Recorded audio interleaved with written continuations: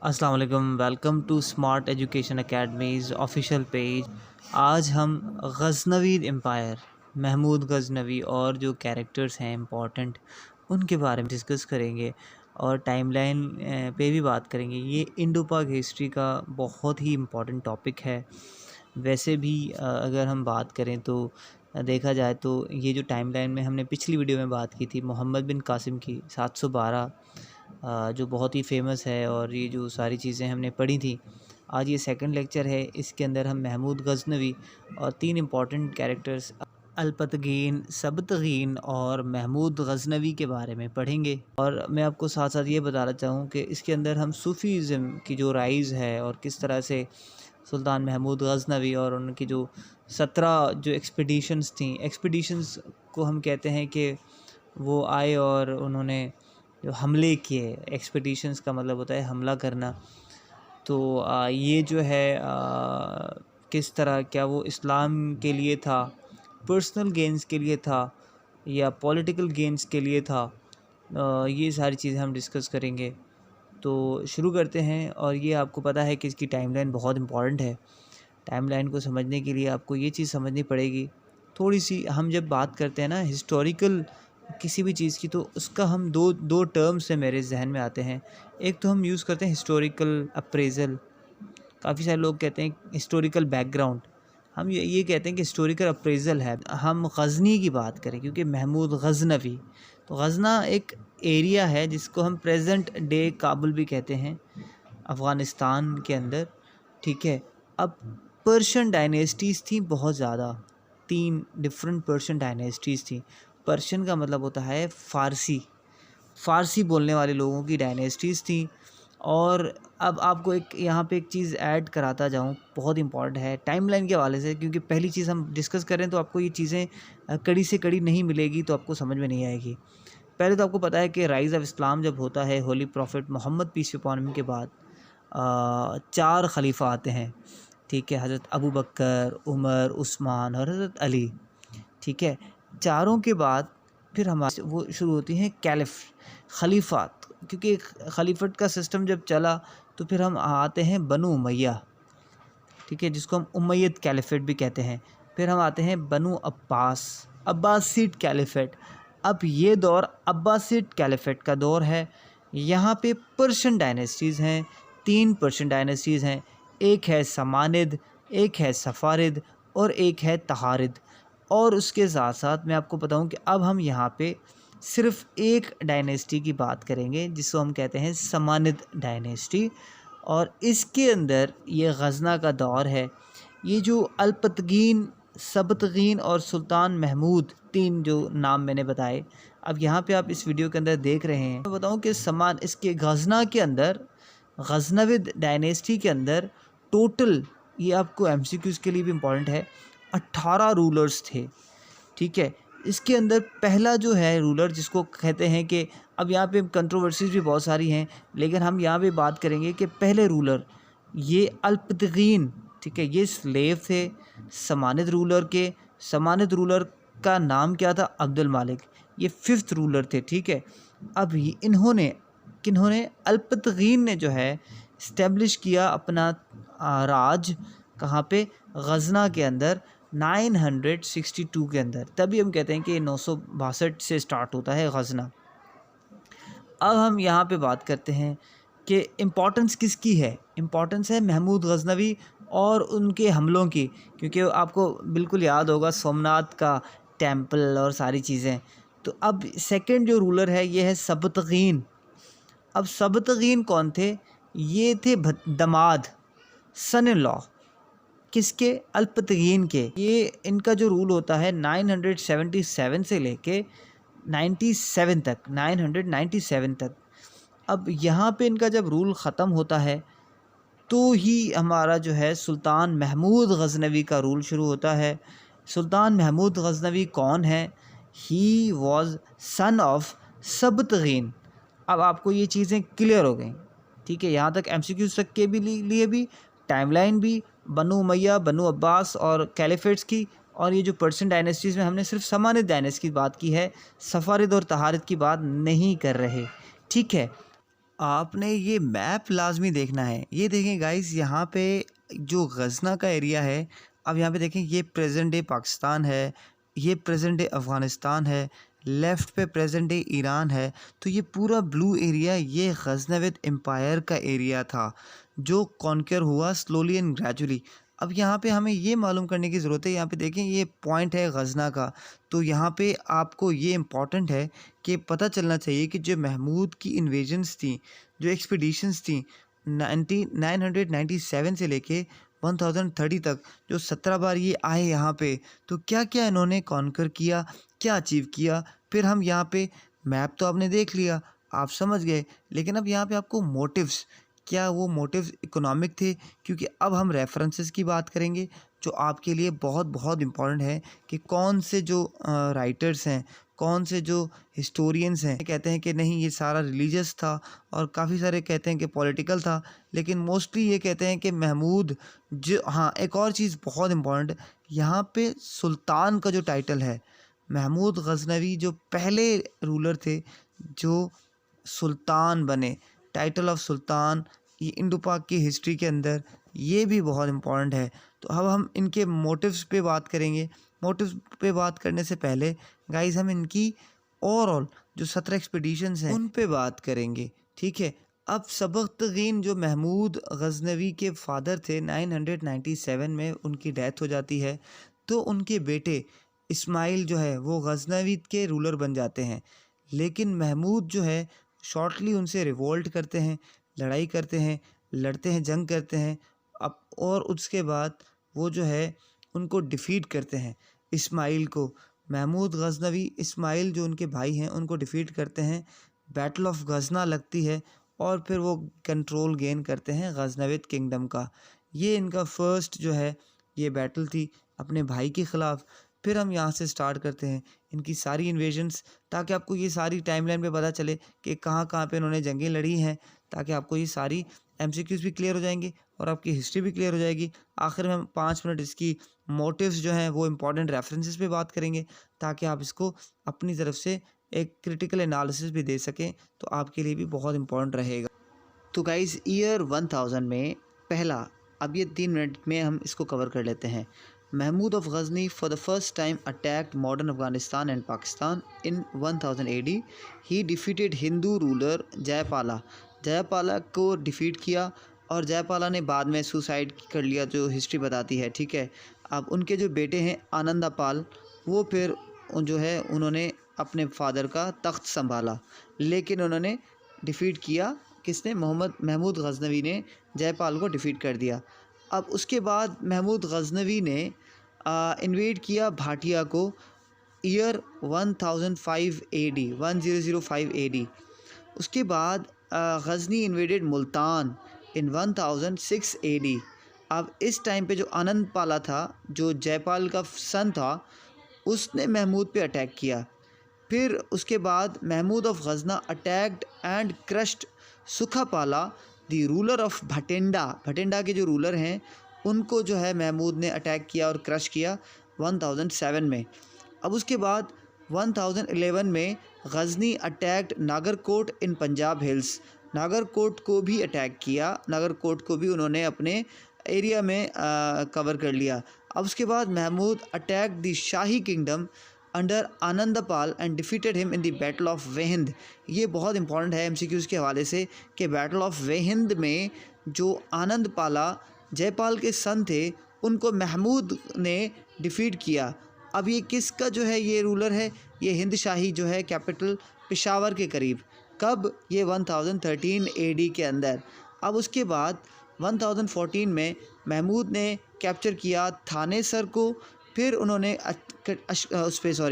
कश्मीर पे अटैक करना स्टार्ट किए 1015 में, और उसके बाद 1018 में he attacked Mathura where a number of coalition rulers were defeated including a ruler called Chandrapala, ठीक है। एंड 1021 में Mahmud conquered Kannauj by defeating Kannauj king, ठीक है, कैंडला गांधा, चंदेला गांडा, प्रोनाउंसिएशन में आप कोई भी कुछ चीज़ लिख सकते हो, ठीक है। अब यहाँ पे ये चीज़ बहुत इंपॉर्टेंट है गाइस कि ये जो सारी एक्सपीडिशंस हैं आपके एमसीक्यूज़ के लिए इम्पोर्टेंट है।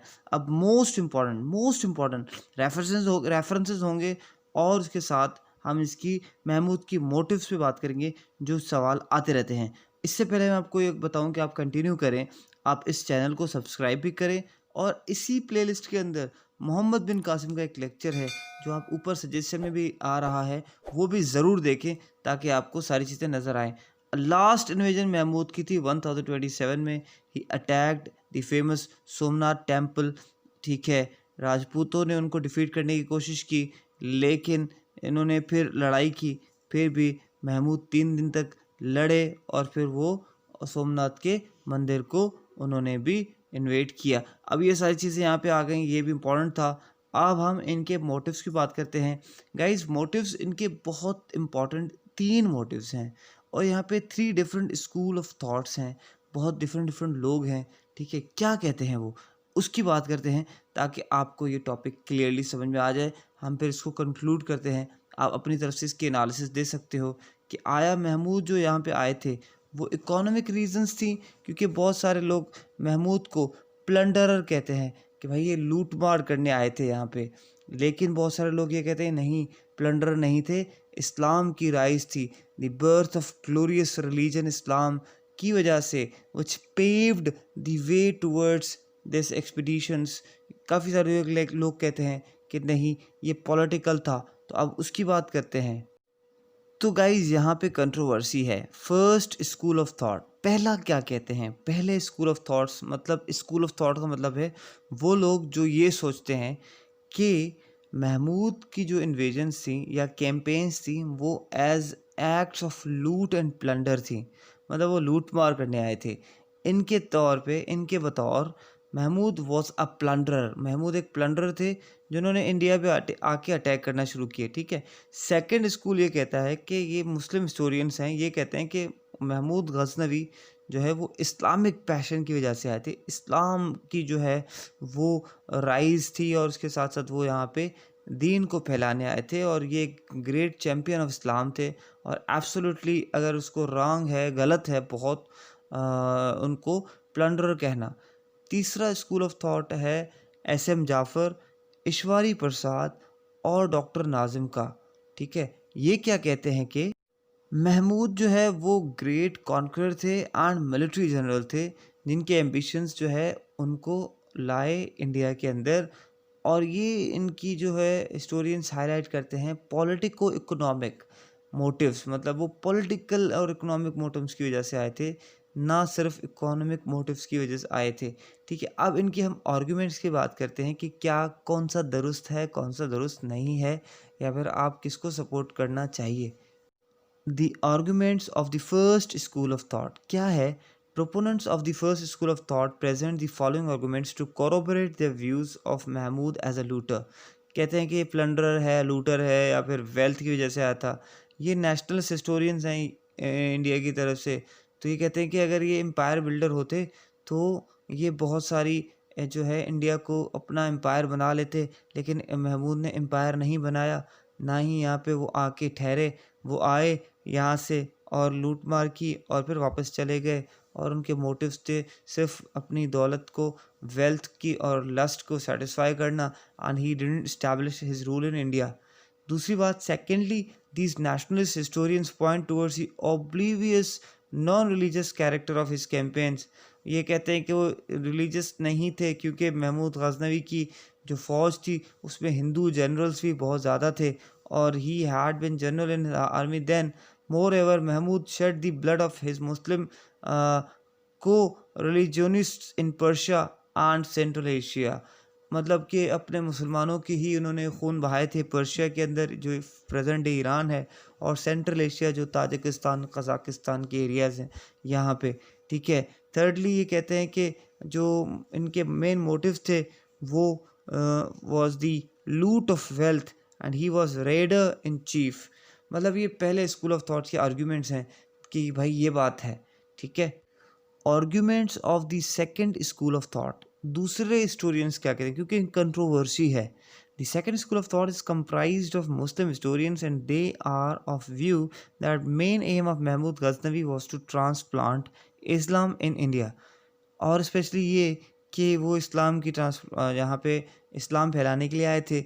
और दूसरा कि ये जो है जब अपने यंग एज में थे तो ये कैलिफ कादिर बिल्ला जो बहुत बड़े खलीफा थे उस टाइम के, उनके अंडर उन्होंने उनके शागिर्द थे महमूद गज़नवी।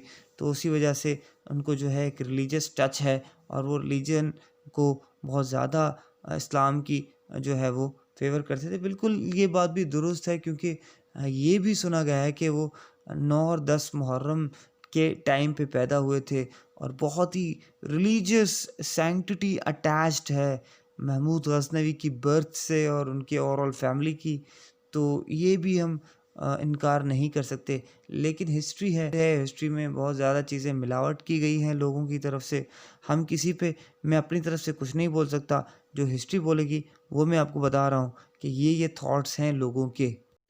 तो हम सेकंड स्कूल ऑफ थॉट्स के आर्गुमेंट्स को कंटिन्यू कर रहे हैं, ठीक है। तीसरी बात ये कि जो अलायंस थे वो भी एम्ड थे महमूद के ख़िलाफ़, जो इसेंशली रिलीजियस इन कैरेक्टर थे।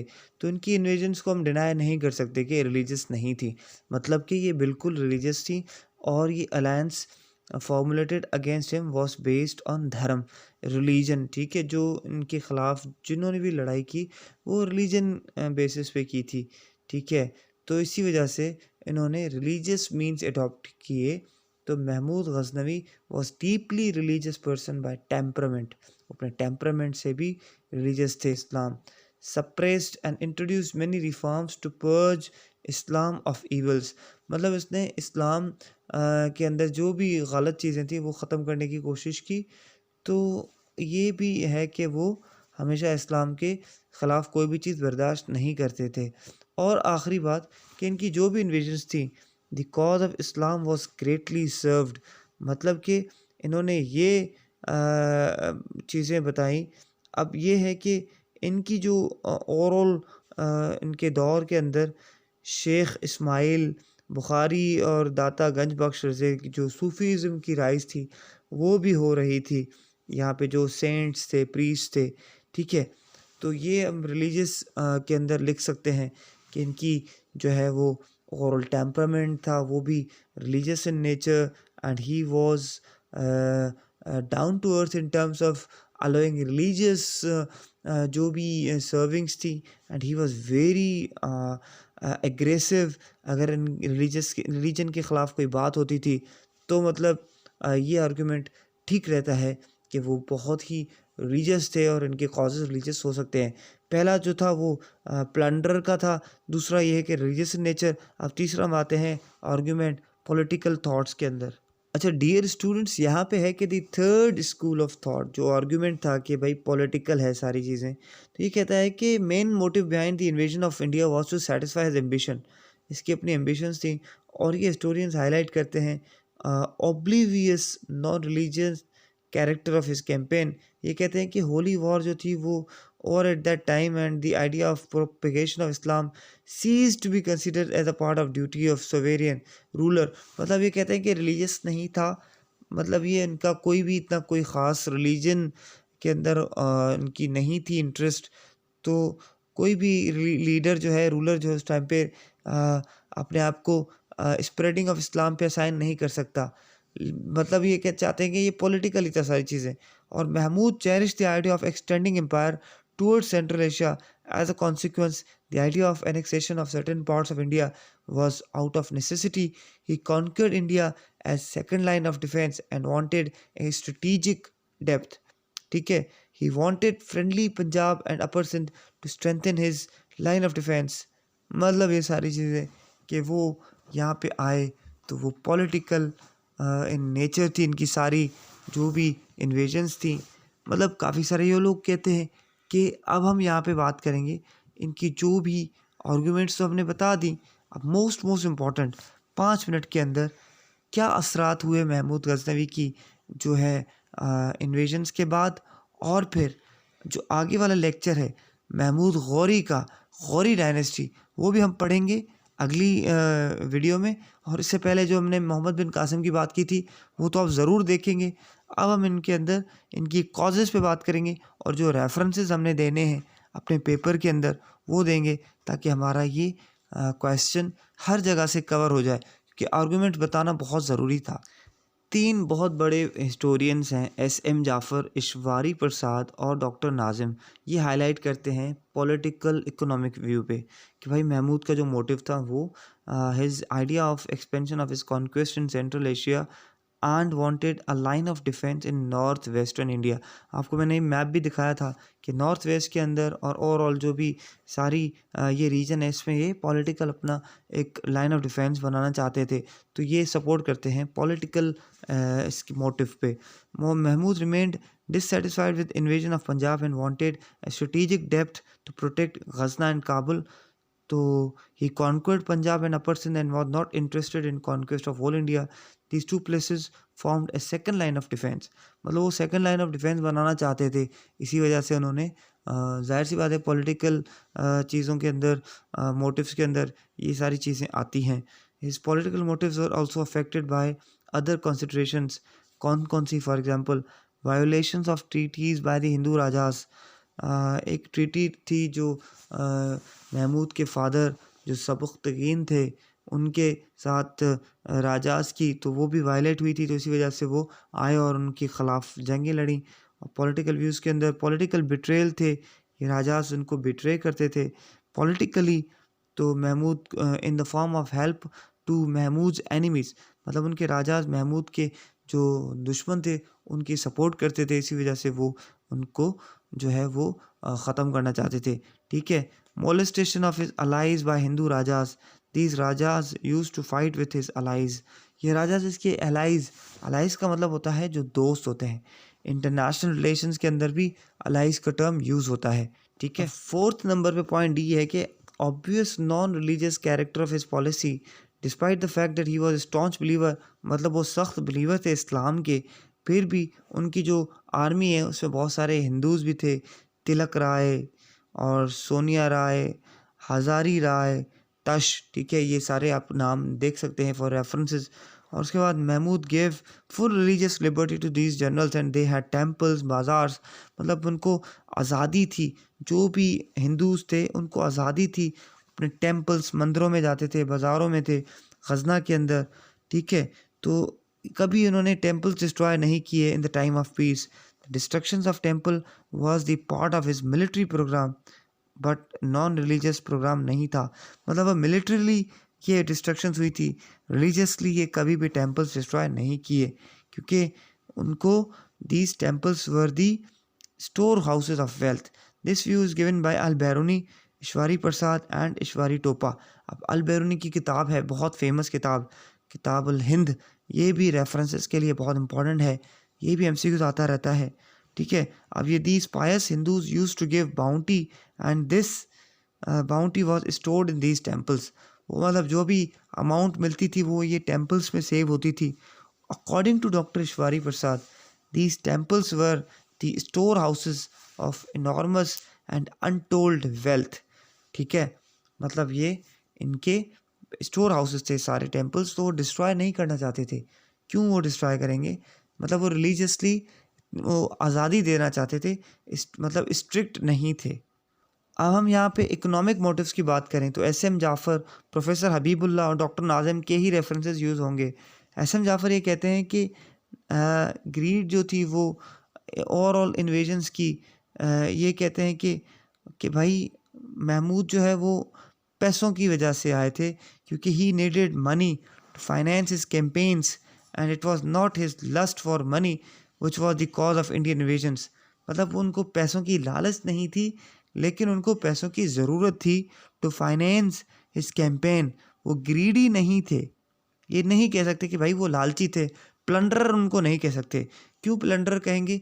नहीं कह सकते, क्योंकि वो लुटेरे नहीं थे, उनको फाइनेंस के लिए इन चीज़ों की ज़रूरत पड़ी। और प्रोफेसर हबीबुल्लाह भी कहते हैं कि importance of wealth in attaining political power was important when India offered him that chance. ठीक है। तो उन्होंने ये अपॉर्चुनिटी अवेल की, क्योंकि पावर की ज़रूरत थी पॉलिटिकली, इस वजह से वो यहाँ पे आए थे, लुटेरे नहीं थे। और डियर स्टूडेंट्स, अगर हम कॉजेज़ की बात करेंगे, क्या वजह थी सुल्तान महमूद गज़नवी की यहाँ पे आने की, तो ये पॉलिटिकल कॉजेज़ की अगर हम बात करें तो जो जयपाल और आनंदा पाल थे वो उन्होंने हॉस्टिलिटीज़ स्टार्ट की थी इनसे महमूद से। और फिर ये हिंदू शाही डायनेस्टी थी, उन्होंने ऑक्यूपाई करना शुरू की टेरिटरीज़ पेशावर तक।